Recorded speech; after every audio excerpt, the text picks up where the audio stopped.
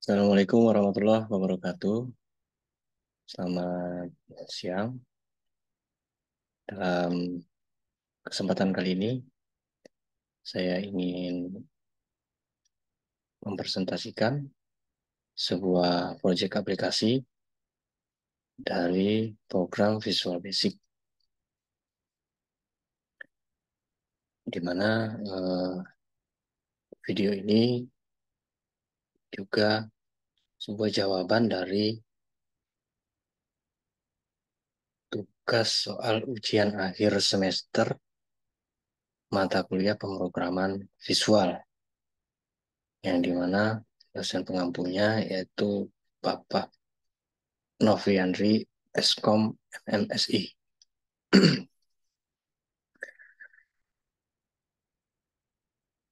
Mohon izin Pak Novi untuk mempresentasikan.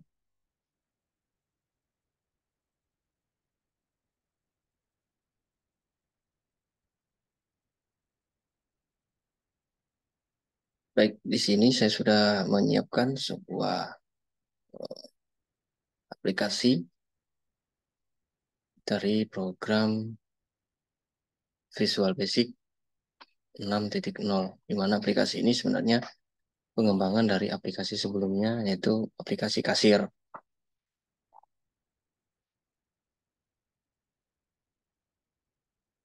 Nah, aplikasi ini saya beri nama Kasir Bank Sampah Serambi Nusantara. Baik, sebenarnya ini mirip dengan aplikasi sebelumnya, hanya beberapa fungsi saya rubah di dalam pemrogramannya. Nah, setelah kita membuat tampilan aplikasinya, kemudian kita akan melakukan pemrograman. Kita membuat perintah pada sistem aplikasi ini. Nah, kemudian kita bisa lihat di sini ada tambah jenis sampah.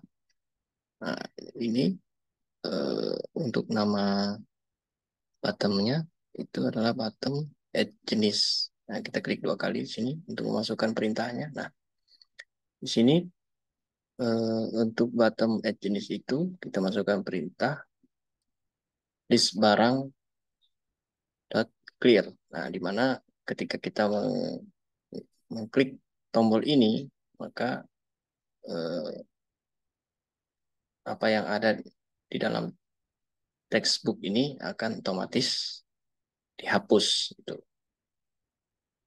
dan memunculkan list barang seperti kompos, ekoenzim, farming ini di list barang ini. Nah, kita akan melakukan perintah if list jenis. Nah, untuk list jenis ini adalah uh, tabel jenis ya. Jadi nanti tabel jenis ini akan menampilkan list barang kompos, ekoenzim, eco farming ketika kita memilih list barang di sini di combo box ini organik olahan. Nah, selanjutnya saya juga memasukkan perintah selain jika list jenis teks anorganik. Nah, jika di sini listnya kita ganti anorganik, maka list barang yang ada di list box ini akan menampilkan list barang add item botol plastik, botol campuran, botol kaca, kaleng, besi, aluminium, tembaga, karet, kertas, kardus, dan rak telur. Nah, sampai sini ya. Kemudian kita men-setting lagi tombol berikutnya, itu total bayar. Nah, untuk total bayar itu kita masukkan rumus LB total bayar dot caption. LB total bayar dot caption ini sebenarnya adalah label yang ada di sini. Nah, yang ada di sini nih, label total bayar. Jadi otomatis nanti ketika kita mengklik total bayar, maka label ini akan berubah menjadi nilai dari rumus yang kita masukkan. Label total bayar dot caption sama dengan value T harga barang dot text dikali value total jumlah barang teks. Nah, maksudnya mana ini? Untuk TH barang teks ini adalah ini ya.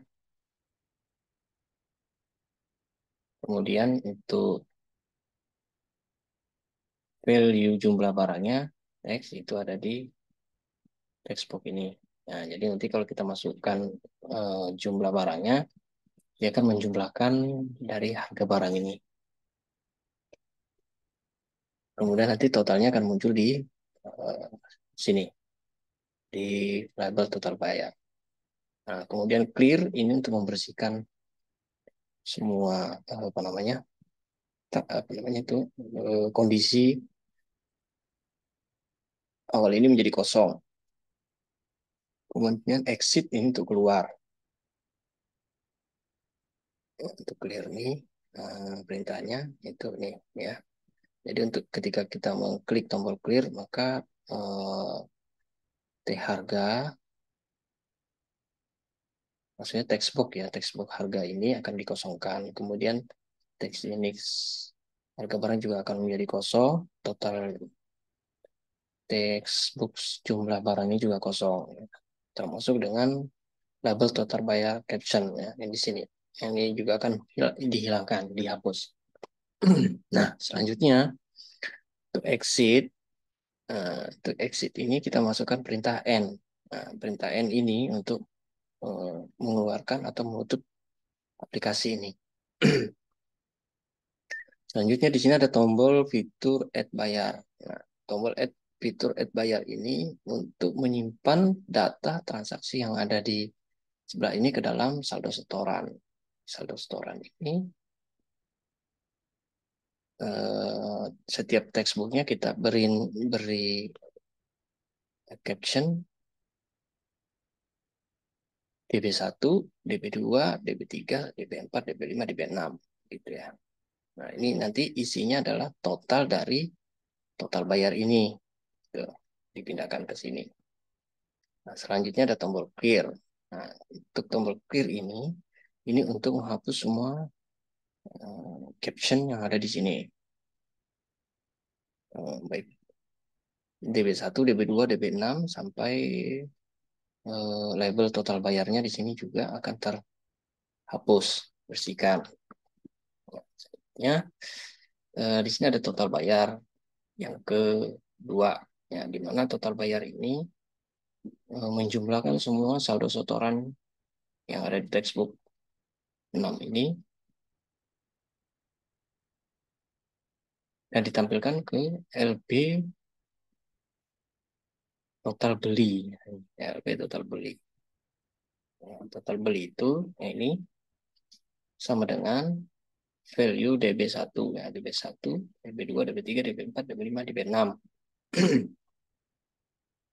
Nah, selanjutnya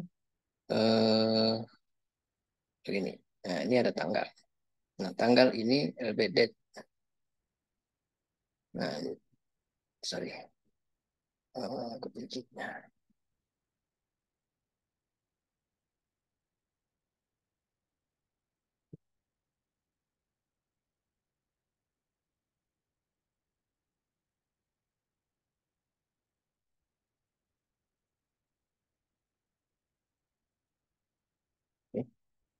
tanggal ini nanti kita buat dia jadi otomatis di mana transaksi itu dilakukan. Nah, ini ya. Kita buat perintah private sub timer 1 timer. Ya. Kemudian yang isinya perintahnya lbdate caption formatnya sebagai ini. Kemudian label timer caption formatnya seperti ini perintahnya. Nah, selanjutnya itu saya juga menambahkan sebuah fitur tabungan. Ini tabung ya. Di mana sebenarnya tabung ini untuk membackup semua data ini ke dalam database.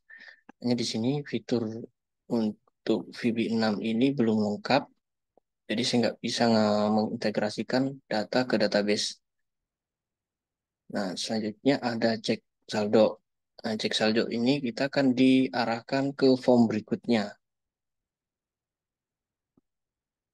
Nah, ini ya perintahnya. Jadi kita kalau mengklik cek saldo ini, kita akan diarahkan ke form berikutnya, itu form 3 dan menutup form 2. Gitu. Nah, saya coba akan simulasikan bagaimana cara penggunaannya. Kita play, kita run-nya. Nah, di sini adalah tampilan kasir bank sampah Serambi Nusantara. Nah, untuk nama nasabah kita ketik manual, kita masukkan. Misalnya nama saya sendiri, kemudian nomor rekening. Nah, nomor rekening ini sebenarnya eh, nomor nomor yang disesuaikan dengan nomor buku tabungan dari nasabah.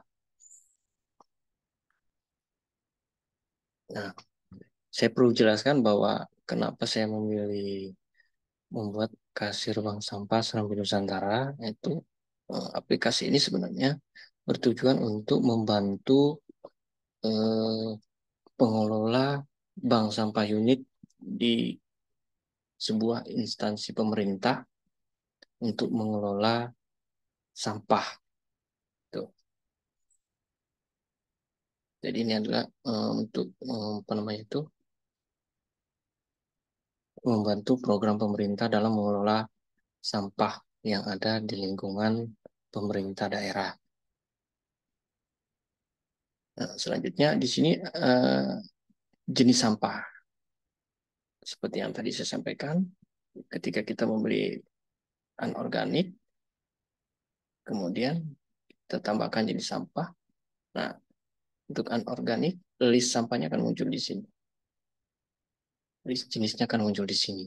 Nah, misalkan kita ganti untuk organik olahan, ini juga akan berubah listnya menyesuaikan dengan jenis list sampah yang ada di combo box ini. Nah, untuk menampilkan harga sampah, jenis sampah, kita tinggal mengklik saja listnya di sini, misalkan kompos. Ya, harga sampahnya otomatis akan muncul di sini. 50.000. Nah, untuk harga sampah ini satuannya yaitu per kilo. Saya buat per kilo. Nah, untuk berat timbangan ini menyesuaikan. Jadi untuk berat timbangan sendiri itu misalkan tidak sampai 1 kilo, maka kita merubahnya ke dalam bentuk angka desimal. Misalkan mungkin cuman 7 ons gitu ya. 7 ons. Nah, jadi di sini kita buat desimal 0,7 ya. Nah, kita klik total bayar maka muncullah di sini jumlah harga dari kompos ini ya dengan berat timbangan 7 ons atau 0,7. Nah, setelah ini kita akan memindahkan data ini ke saldo setoran. Nah, setelah itu mungkin yang disetorkan bukan hanya organik olahan, tetapi ada juga jenis sampah anorganik. Nah, kita tinggal ganti saja di sini anorganik, kemudian tambah jenis sampah dulu. Nah, tuh. Nah, kemudian kita memilih sampah apa yang ingin disetorkan oleh nasabah. Kemudian misalkan di sini sampah yang ingin disetorkan botol plastik. Nah, jika mengklik botol plastik, eh, transaksi sebelumnya dihapus itu. Kemudian untuk botol plastik sendiri harganya 3.000 per kilo. Nah, ya. Terus saya ingatkan bahwa nilai harga ini per kilo. Kemudian jenis sampah anorganik, timbangannya misalkan 2 kilo 6 ons. Berarti kita tinggal ketik angka desimal 2,6. Kalau bayarnya berarti 7.800. Nah, ini kemudian kita pindahkan lagi ke saldo setoran. Nah, ya, jadi angka ini akan pindah ke sini secara otomatis ketika mengklik add bayar ini. Gitu. Nah, selanjutnya sampah apa lagi nih? Misalkan mungkin tidak hanya botol plastik, mungkin ada kardus ya. Nah, kardus ini juga hitungan harganya per kilo. Kemudian mungkin kardusnya ada 4 kilo 3 ons misalnya gitu ya, 4,3. Nah, ini total bayar 5.160. Kemudian kita pindahkan lagi nih ke saldo setoran gitu ya. Nah, kalau udah selesai, kita tinggal mentotal ini dengan mengklik total bayar. Nah, jadi total seluruhnya sampah yang disetorkan itu 47.960 rupiah gitu ya.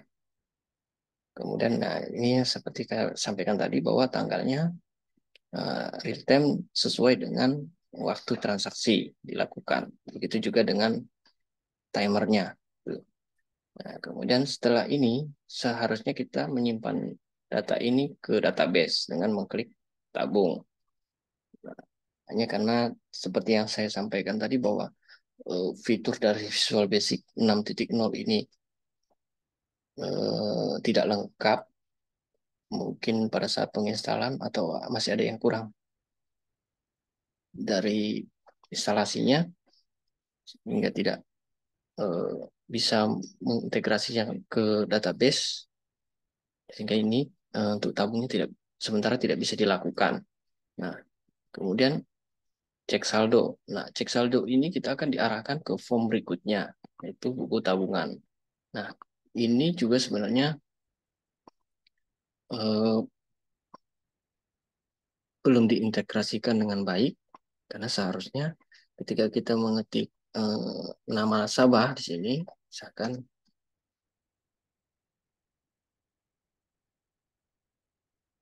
dengan nomor rekening, ini otomatis saldo kas ini akan muncul di grade view di sini ya, data grade view-nya.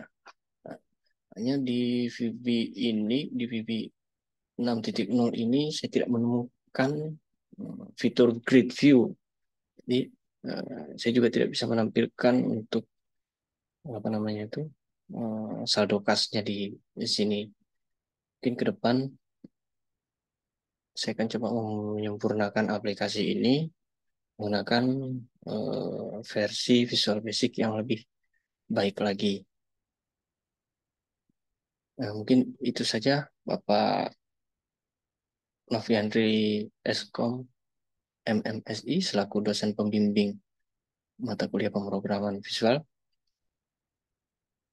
Saya mohon maaf atas segala kekurangannya dan mohon bimbingannya agar ke depan aplikasi yang akan saya buat